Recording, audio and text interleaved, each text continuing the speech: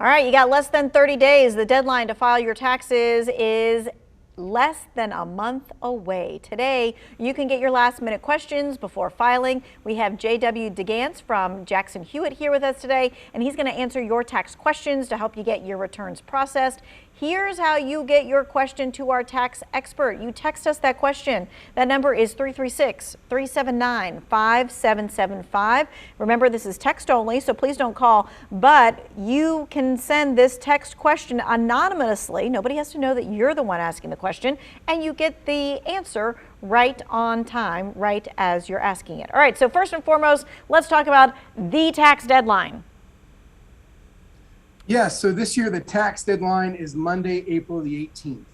Right, it normally is the 15th, but then DC, of course, observes a holiday there on the 15th, and so that's why it's been moved to the 18th. But if you file an extension... Yes, if you file an extension by the 18th of April, you'll have until October 17th to file your return. Okay, so we got the tax deadline for April 18th. Now, if an extension is granted, you says it becomes due October 17th. Now, what happens if you miss the tax deadline, whether you have to pay or not? So if you are receiving a refund, there's no deadline to file your taxes.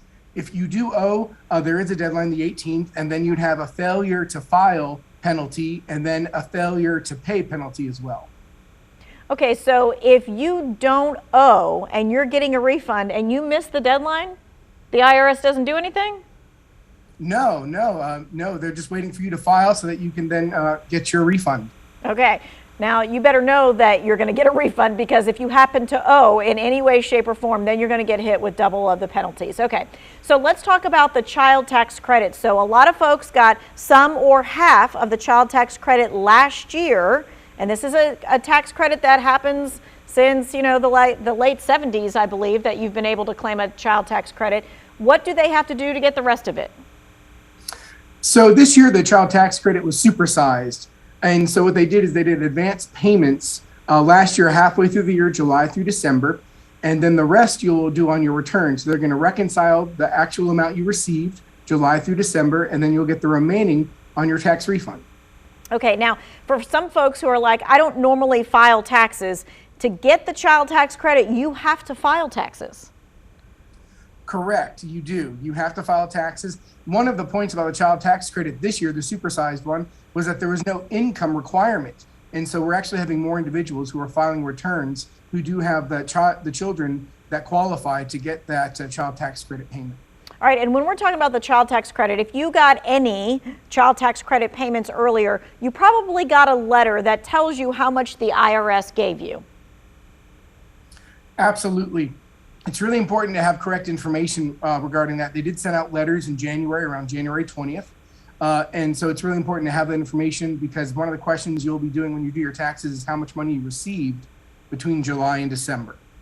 All right, so what happens if you're like, I don't even know where that IRS letter is? What do you suggest folks do?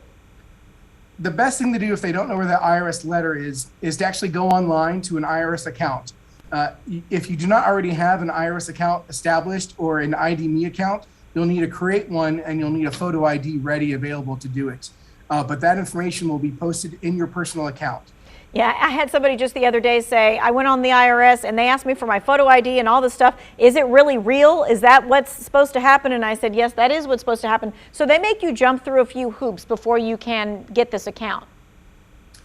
It's really important to protect identity, and that's why they do that. Okay. All right. So let's talk about charitable donations and contributions, because this is a different impact than we've had in recent years.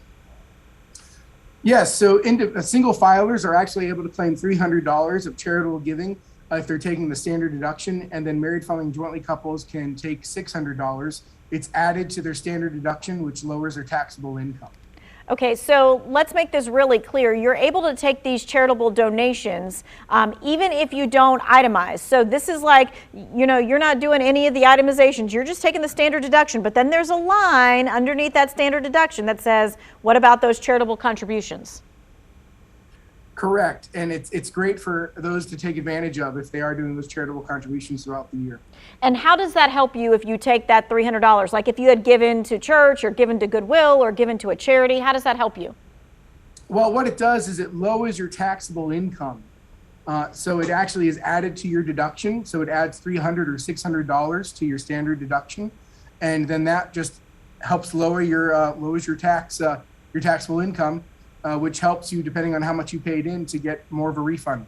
All right, we all like to get more of a refund, that is for sure. Okay, all right, when we come back, we're going to talk about some red flags that the IRS looks at if there's like some audits. We're going to talk about why there's a delay with refunds, and we're answering your text questions coming up.